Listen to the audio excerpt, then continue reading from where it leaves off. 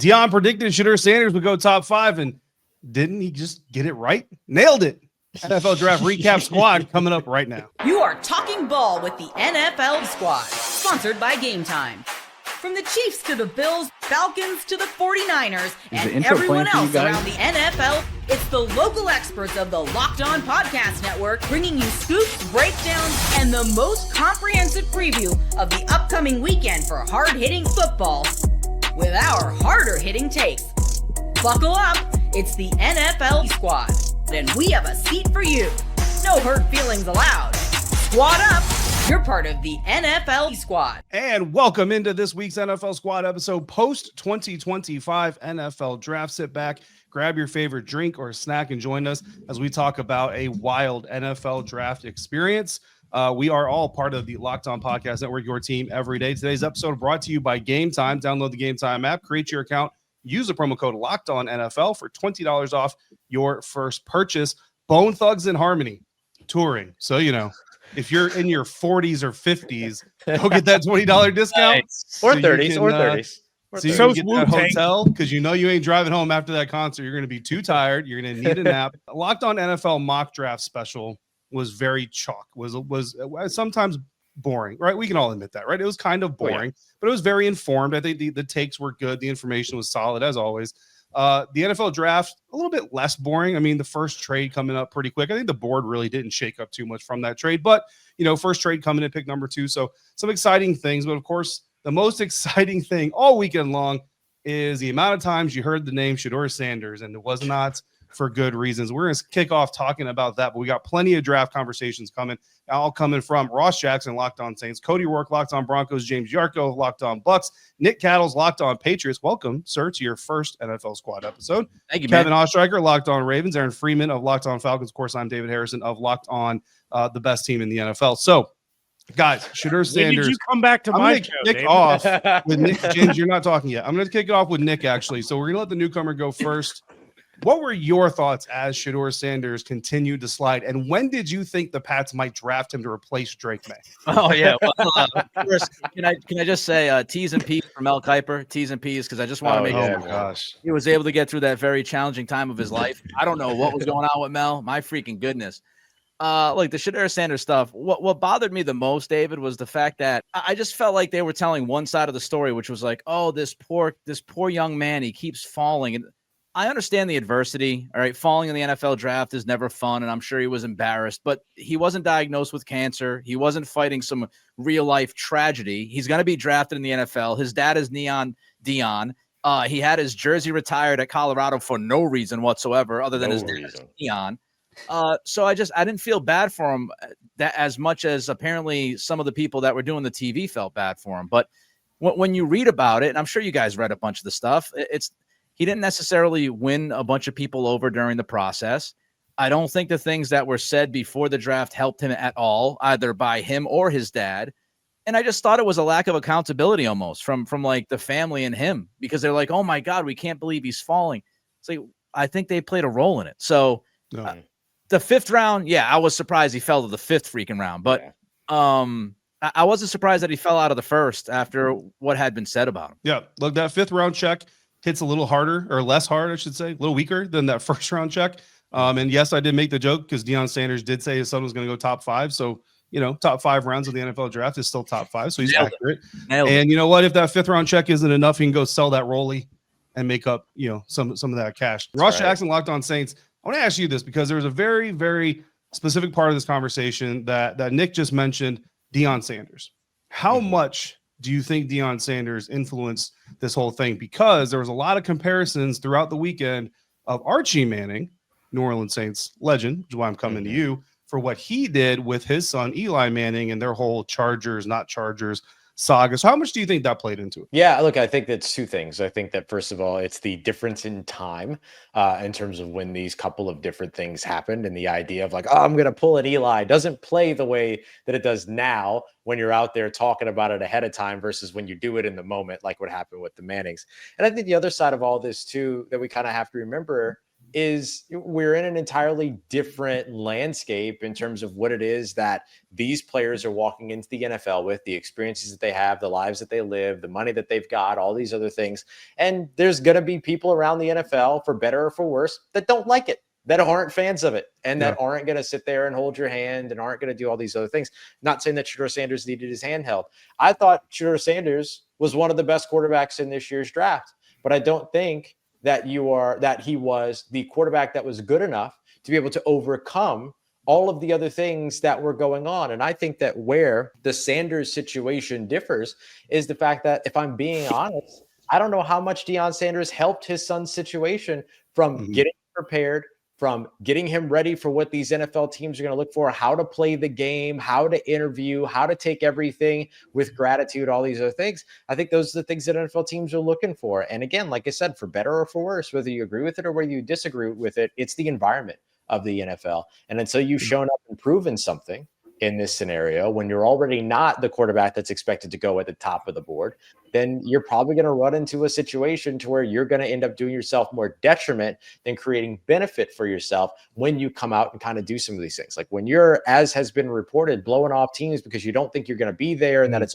your time and all these other things, that's going to come back to bite you. And I think that's exactly what happened in the NFL, which has, I think that we've seen all the way from, certain situations and, different, I'll just say different situations around the league. There are things that they will absolutely make concessions for that they shouldn't. And there are things that will absolutely penalize players for that they shouldn't. And one of those is this situation is one side of that spectrum or the other, no matter how you look at it. Ross Jackson dropping a better sermon than Derek Carr did at church this past Sunday. There you go. Preach, my man. There were a lot of conversations, like a lot of the media members who were feeling bad for Shedeur, right? I heard multiple people, typically former players, saying that you're supposed to be drafted on your talent alone. None of this other stuff is supposed to matter. But Kevin Ostreicher, Locked On Ravens, you cover Lamar Jackson, who runs the ball pretty well, throws the ball pretty well, controls the offense pretty well, but he also represents the Ravens really well. So is it fair that how you're going to represent the franchise, how you can potentially be the face of the franchise, does matter in these evaluations? No, 100%. I mean, it's a huge part, especially, I know different positions hold different value throughout the league in terms of franchise this, franchise that, but the quarterback position in the NFL, that is your leader. Like, that is your guy. And, if a guy is going to go in and call out his teammates or, be a big drama person that early in his career, it could cause fractures in the locker room from an early stage. And you talk about Lamar, this is a guy that is extremely humble. He refers to everybody in the media room as Mr. or Mrs. He's very respectful, and he doesn't throw his teammates under the bus. He's someone that takes accountability for his actions. And even when it's not his fault, he still takes accountability for those actions and says, you know what, it's on me. I'm the leader. I'm the one that needs to be better. And so if there's a quarterback who is supposed to be your leader calling out teammates, you know what? Yeah, he ran the wrong route, or man, he really dropped that ball. Like, man, we could have won, but I did all I could. But hey, sometimes your teammates don't step up for you. That is the exact opposite of what you need, especially for any team that's looking to compete and win, because that stuff, it might not start off as something big, but those cracks start and they only grow. They do not get better. Once something cracks, it is very hard to fix. So I think 100%, when you're talking about talent, it's one thing, but there is a lot more to the process, which is why there are pre-draft interviews, which is why teams try to get to know guys. And look, I don't blame any team that didn't feel like Shedeur was a fit for their culture. Obviously he is talented, but there's a lot more that goes into the process. That whole blaming teammates and not taking accountability is exactly what's got Saints fans running Derek Carr out the door right now. Like, that's exactly one of the big reasons why they're not a big fan of what it is that he brought, because of that kind of stuff.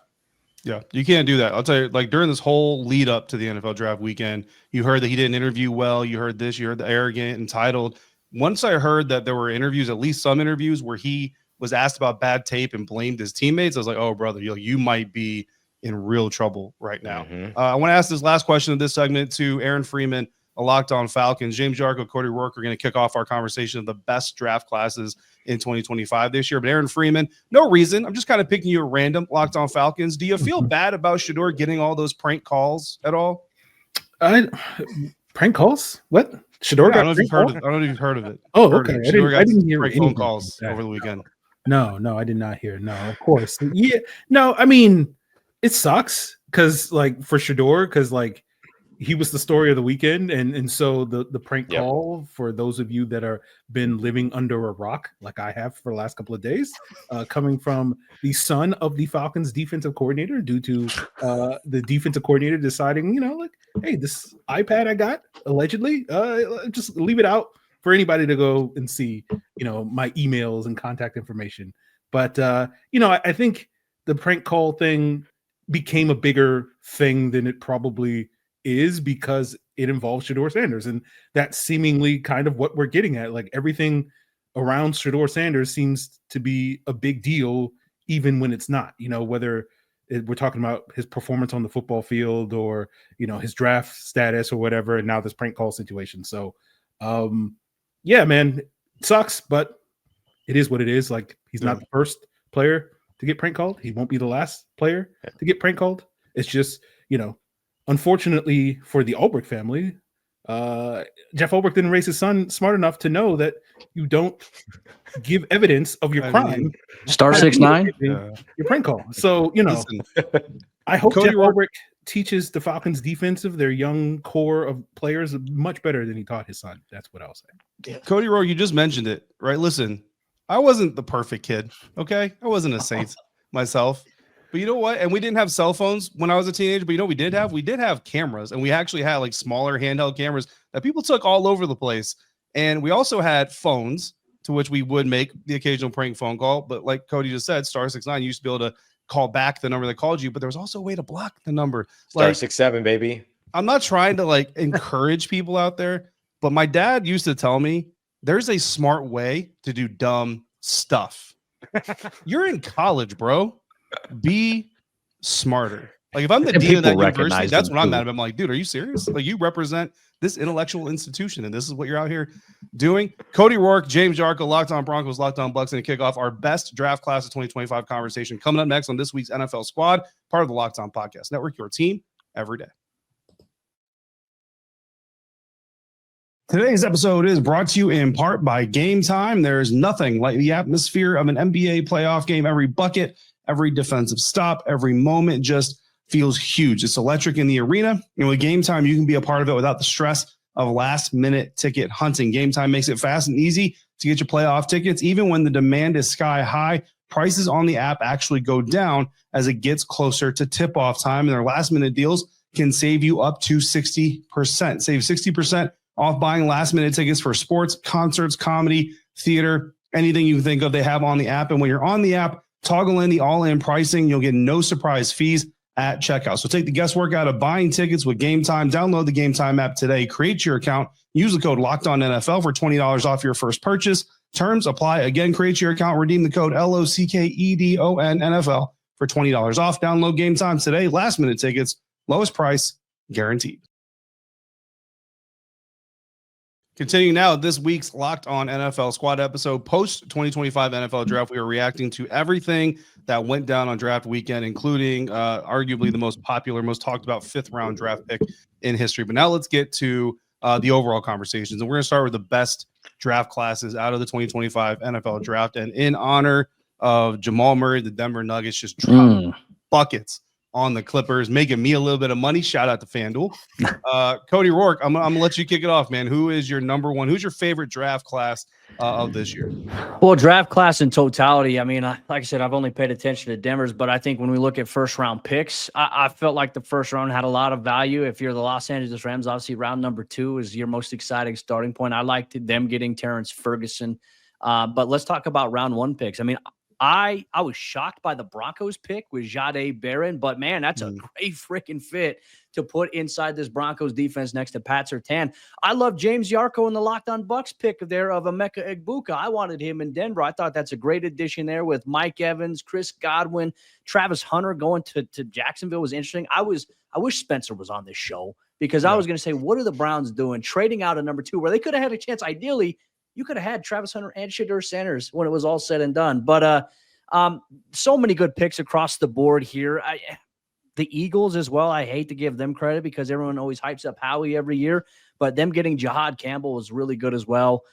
I felt like the first round contained a lot of value from top to bottom. And as you mentioned earlier, I felt like it was more entertaining. There were more twists and turns ultimately than our locked on NFL mock draft that we had. But man, it was entertaining. I think a lot of teams came away with some great players in round 1 of this year's draft. It's hard to just pinpoint who actually won it. Yeah. It's actually impressive. The closer we got to actual draft weekend, I started to have more and more guys that I liked in like the first round, or at least like really early day 2. I'm like, you know what? Maybe there's more talent in this class, and we really gave credit for most of the draft build up. I love the Travis Hunter pick by the Jacksonville Jaguars, being bold, moving up and going, getting him. And if you've heard the answer that he gave to an amazing question during his introductory press conference, where he's asked who wins, Travis Hunter, the receiver, Travis Hunter, the DB, that question asked by Tony Wiggins of Locked On Jags. So if you've heard that quip and you've laughed at it, you owe him a sub. So go over there right after this and sub to Locked On Jags, and also listen, because Tony's that funny, or leads into that kind of funny conversation. Also, the afternoon host of Locked On NFL, so you can go get him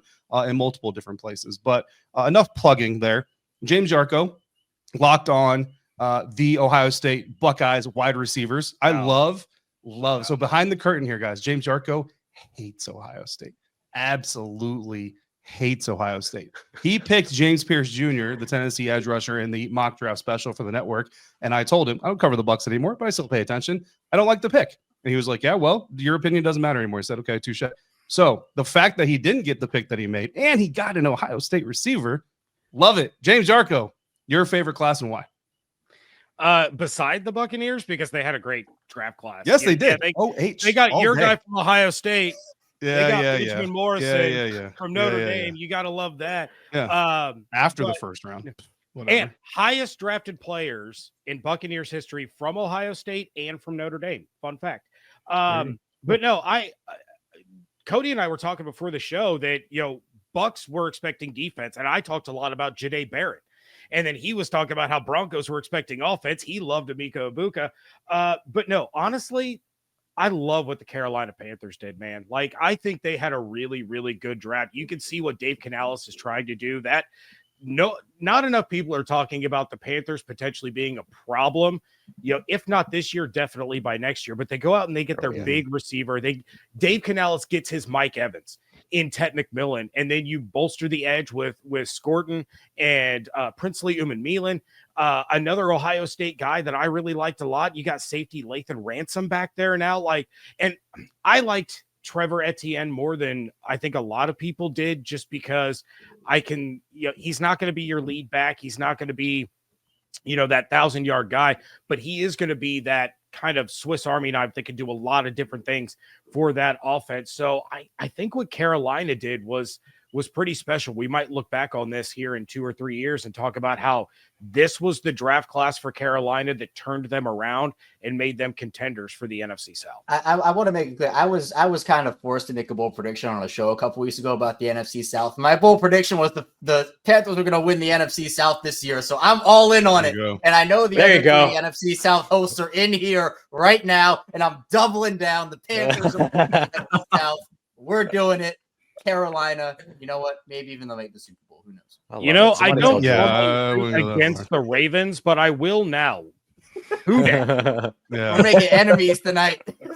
There's probably some people watching this right now or listening to this right now thinking, man, Locked On Bucs host giving the Panthers some love. What an unbiased guy he is. But what he didn't mention is that Dave Canales, former offensive coordinator for the Buccaneers. So there's a whole lot of bias for James Yarko to talk about. I'm not keeping praise on Liam Cohen. Yeah, you're good. You're done. Don't worry about it. We're done. Nick Locked On Patriots. I hear the Pats had a pretty good draft weekend as well. What do you think about their class? Yeah, I mean, look, I'm going to sound like the ultimate homer, but I do think that they had a really good draft, and Dane Brugler had them ranked as the top draft in this year's with this year's class. And the question is obviously Will Campbell. I think that's the most polarizing pick. I can't tell you how much arm length I've talked in the last couple of months. I can't do it anymore. But if Will Campbell ends up being at least an average, if not slightly above average left tackle for the next decade, then I mean, they just added so many different pieces, the dynamic element to their offense, which has been missing. You bring on Travion Henderson and what he can do in the pass and run game. That was my guy. Right? His pass protection is just bananas. But he's a home run threat, and they haven't had a home run threat. And if Kyle Williams works out, I mean, I think here in New England, there's a lot of PTSD from their terrible drafting, and especially at that position. But if Kyle Williams at 69 ends up being the guy that they think he can be, another dynamic guy that can get down the field, be that X receiver they've been dying for, if he can bring that skill to this offense, then they've gotten better. I don't know if I'd go, 10, 11 wins better just yet, but I do think that Vrabel has brought in kind of a new attitude, and I think that they focused on guys that had certain traits. They want high football IQ guys. They want guys who have great character. They drafted a bunch of captains from their college teams. They believe in that. I think even Jared Wilson and Joshua Farmer, and then you go down to the 5th round and you get Braden Swinson, who, had like a pass rush win rate of better than 22% last year at LSU. So I think they did a great job. But as we all know, we can give grades the day after, but we'll find out in 2 or 3 years. The execution, like that, the most important thing, David, that stood out to me, and I don't know how much, I'm sure you guys watch this as well as you're watching the draft unfold, is like, does the team understand the board?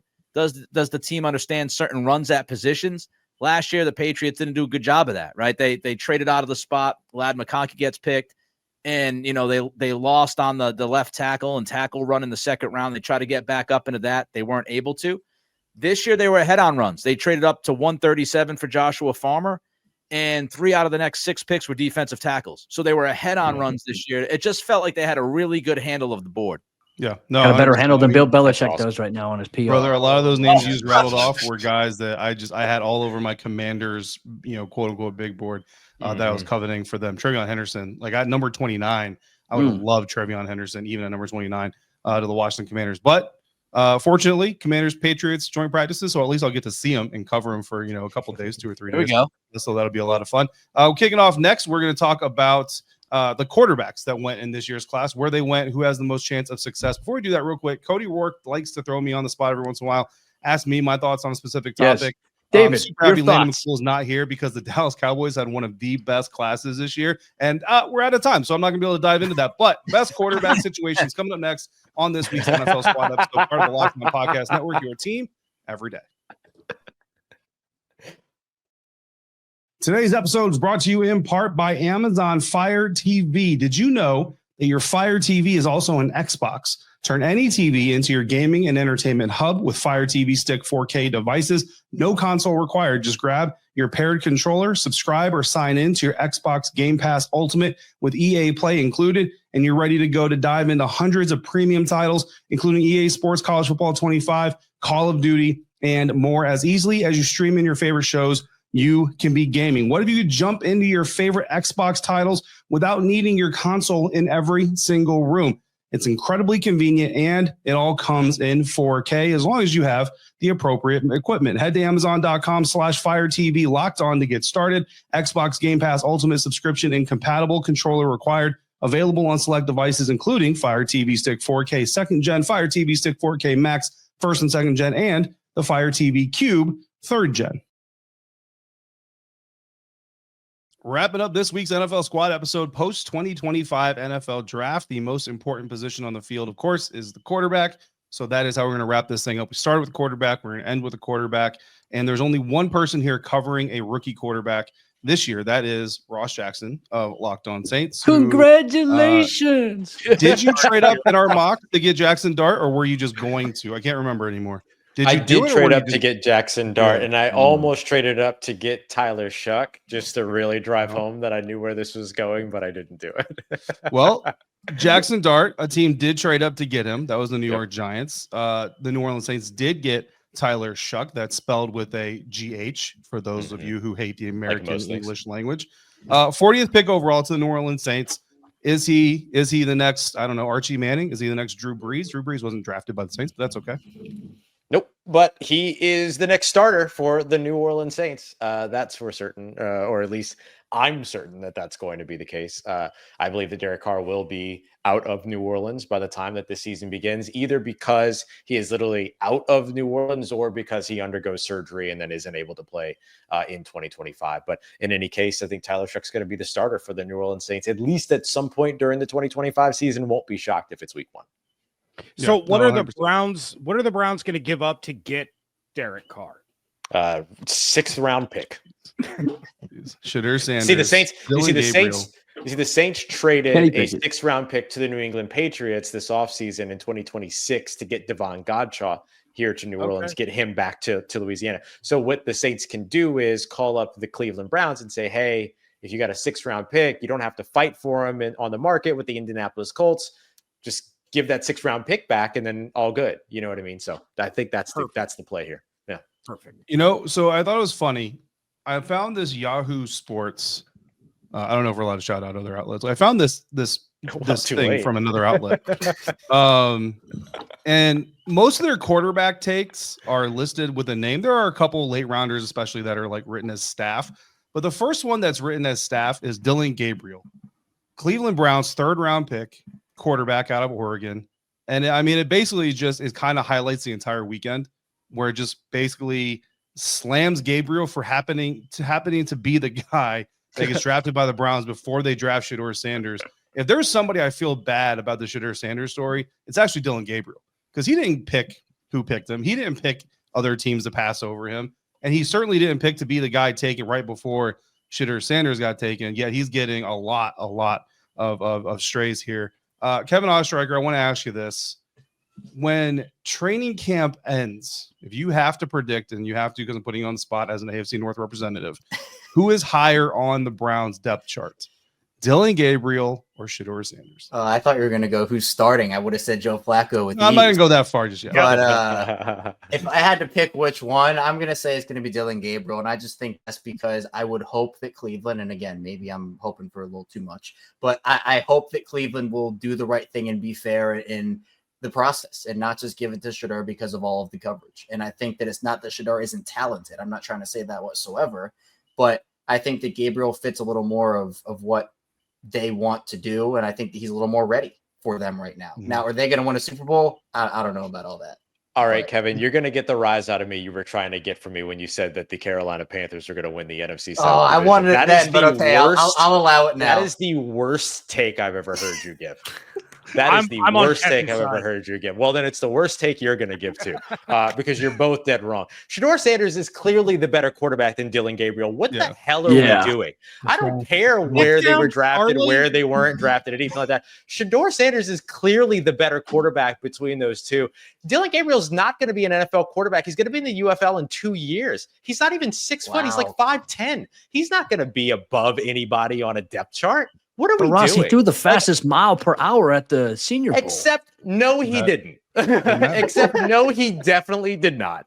Like, what are we doing? Like, I understand. I get it. I get it. Like, from the Shedeur Sanders has a bad attitude side and stuff like that. Like, I'll go so far as to do that. But to pretend like the kid is the worst quarterback in this class, just absolutely ridiculous. Absolutely ridiculous. I don't think he's the worst quarterback in this class. If you think he's behind Dillon Gabriel, the worst quarterback in this class, then yes, you think he's the worst quarterback in this class. Here is the thing. The Browns are going to have to make a decision. And I thought Ian Rappaport nailed it. Nobody wants the circus for a backup quarterback. That's why Tebow was out of the league. That's why Manziel was out of the league. And I'm not saying that Shedeur isn't as or more talented than those guys, but the Browns are already a dumpster fire. They're not inviting in the media that hyped this guy up to be a top 5 pick when he was very clearly a backup with starter possible potential, but they're not going to want the media asking after every game, when they're struggling, when is Shedeur going to start? They don't want all the cameras during training camp surrounding Shedeur. Then why would Dillon Gabriel be ahead of him? You're contradicting yourself. That makes no sense. They're gonna that makes no sense. I cannot wait for the squad show after the Browns cut him because they don't want to deal with the crap that comes with him. Oh, Gabriel? No. They ain't gonna cut Shedeur. Now we're just They're not gonna cut Shedeur. Now we're just openly being ridiculous. They're not gonna cut Shedeur. Y'all should be ashamed of yourselves. Before they cut Shedeur. Absolutely. They're not gonna cut Shedeur. That is the worst. Joe Flacco. I want no more of this conversation. Every quarterback conversation turns to Shedeur. Drafted. Like, how did Dillon Gabriel get drafted before Will Howard? Like, you talk about a guy who interviews well and did well. That was crazy to me. Listen, the Dillon Gabriel pick, that is the moment where everybody in the Commanders media room sat there and said, oh, this is personal. Yeah. This is personal. Cody Rourke, Locked on Broncos. You know a thing or two about rookie quarterbacks showing up and showing out. So I want to ask you this question. Quinn Ewers, last quarterback taken, 231 overall to the Miami Dolphins. Listen, I'm not wishing it on the guy. I have a lot of conversations. I'm not going to win right now. A lot of conversations about Tua Tagovailoa with Marcus Mariota, very close to Tua. Genuine conversations about the young man's health and future and everything else. So I'm not wishing it, but we all know and have to acknowledge that the Dolphins starting quarterback has a long history sheet, and everybody's kind of just braces for the next one, unfortunately. Is there a chance that if the situation comes up where Quinn Ewers has to go in there for the Dolphins, that he's the next Brock Purdy? No, I don't think that's going to be the case. I think they have a guy in that roster that could do that already in Zach Wilson. But though, granted, Zach Wilson's a former first-round pick, I think Zach Wilson would be a better fit.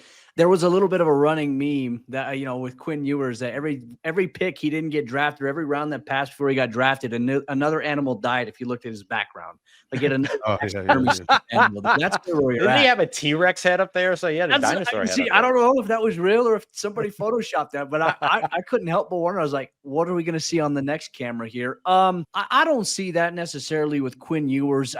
It's interesting to see. I mean, I think you're going to see a lot of NFL teams, particularly like situations where their quarterback has been banged up, carry 3 on the active roster. It's a risky move because then you have to designate that guy as your emergency guy. Quinn Ewers could end up on the practice squad essentially for Miami or maybe another NFL team there. But, I was talking about Will Howard a little bit ago. I like him in Pittsburgh. I thought he interviewed well. We watched Gruden's quarterback class. This is a guy who competes well. But for me, if I'm looking at any quarterback, I mean, Tyler Shuck's probably going to play right away and have more of an impact right now outside. And we're not even talking about Cam Ward for all things. Cam Ward going number 1 overall. Yeah. We're talking about quarterback. Poor Cam Ward. Cam Ward is the guy who went first overall and has hardly been talked about because of Shedeur Sanders and the whole saga there. So I feel bad there. Check out Locked on Titans with Tyler Rowland. He's going to go off on all that. But I actually talk about Cam Ward in the process, by the way. Yes. Actually talk about Cam Ward. He's going to do it. I think Cam's going to have – I think he's going to have a pretty solid season this year. I'm very curious to see how it all plays out. But, like, for your New Orleans Saints, I think there's going to be more of a spotlight because of who the Saints are as a franchise and some of the storylines. You got Olave. You've got Alvin Kamara. Like, they want to find a way to salvage – You even said it, Ross. I know you did it on the Saints Squad show. They kind of committed to a rebuild essentially without really saying that they did. Mm-hmm. That was the path there, and you got to let the young guy experience those bullets. I think retooling, right, is like the popular phrase for we don't want to say rebuild, but that's what we're doing. We just say retool, or reloading, things like that. So Aaron Freeman, Locked on Falcons. Let's wrap it up here. You also covered a rookie quarterback last year, and he had a very interesting situation where veteran was starting ahead of him. Things weren't going well, so they made the move. They went to the young guy. There's a couple of situations like that. Obviously, New Orleans Saints, things aren't going well with their veteran before the season even gets here.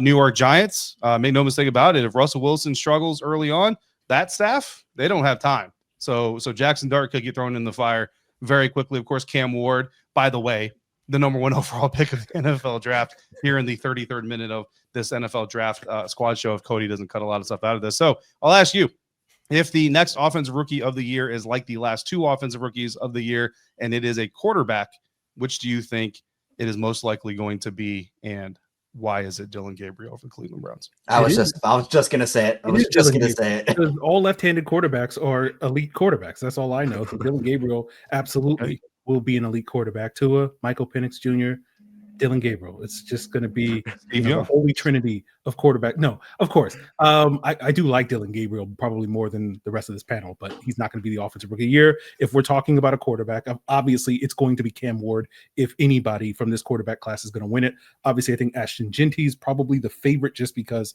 of the nature of the position he plays, and we know he's going to get the football. Everybody's sort of wondering, okay, how good is this Tennessee offense going to be with Cam Ward? It has the potential to be very good. They added in Tyler Lockett. They have my guy Calvin Ridley there. They really revamped the O-line and whatnot. And so you could see the pathway for this Titans offense making a significant jump this year that could make Cam Ward the runaway favorite for the offensive rookie of the year. Now, I'm not going to put the Jaden Daniels expectations on him or the Joe Burrow or whoever else you want to put as elite rookie quarterbacks expectations on Cam Ward, but there is a path. Things click into place. Cam Ward and that Tennessee Titans team could be a much more competitive team in an AFC South than I think a lot of people expect them to be going into the draft. Absolutely. So that's a good way to wrap up this NFL Squad post 2025 NFL Draft episode. Thank you all. Make sure you're following all of us in our respective Locked On NFL shows because you're getting a lot of coverage and a lot of information. We are all part of the Locked On Podcast Network, your team every day. Can't believe David disrespected